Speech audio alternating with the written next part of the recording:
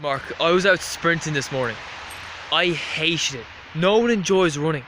That is what my brother told me one day a few years ago now.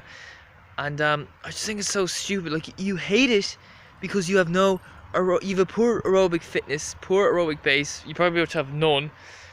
And you're just doing a session, high sprinting. You're just running at a high intensity. He's like that vegan fit guy that stop jogging, start sprinting. And honestly, one day I was in the kitchen just having some food, and my brother comes home from somewhere, and he opens the door and he just shouts out at me, "Mark, long slow runs don't do you any good." And I'm like, what the fuck was that? Jeez, that was so random. Like, are you fucking insane or something? Because he was obviously out with my dad for the day, and my dad told me that, "Oh, Mark is lazy, he does all these long, slow, easy runs." And my brother's like, "Oh, I fucking hate the bitch." Do you know what I mean? And that's the thing, I was put under immense pressure to conform to their stupidity, their fucking stop jogging, start sprinting mentality. And I got away from there because my parents are separated.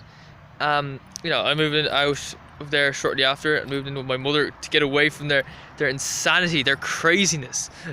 Like, jeez, I feel like people should get locked up in the asylum for this. It's actually dangerous. I mean, really. They're not the only ones. It's very common out there. I mean, like, I've got a friend on YouTube. I've never spoken to him physically. I've speaking to him on Skype. He used to run with Burma for Athletic Club. What do they do? 4 track sessions a week, no easy runs apart from like the warm up and cool down. Alright, now if one of those coaches went over and saw me out training on a typical day, they'd probably think, "Oh, he's lazy. He's never going to become a top athlete like the Burma lads who all burnt out and given up by now." Do you know what I mean?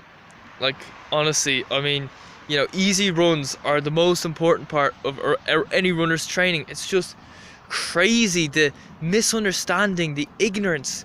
And ignorance isn't bad. Like, so you can't know everything. I don't know much about boxing, I don't know much about golf, I don't know much about loads of things, darts, but like, I don't go around acting like I know it all. That's what really pisses me off. These guys, they don't have a clue, but they try to make up for it by acting all confident like they know everything, and it's actually dangerous. Do you know what I mean? Like, honestly, if you don't know, don't be afraid to confess, admit that you don't know, alright? And my dad was the worst. He'd ask me a question and I'd say, "I don't know," and he'd say, "Don't say I don't know! It's such a stupid thing to say! At least say, I'll try to find out!" And I'm like, what the fuck? Sure, like, I remember asking him questions and he'd answer, "Oh, I'll find out for you, Mark," and he never did. That's far worse than saying, "I don't know." I don't know is the best answer you can give, in my opinion.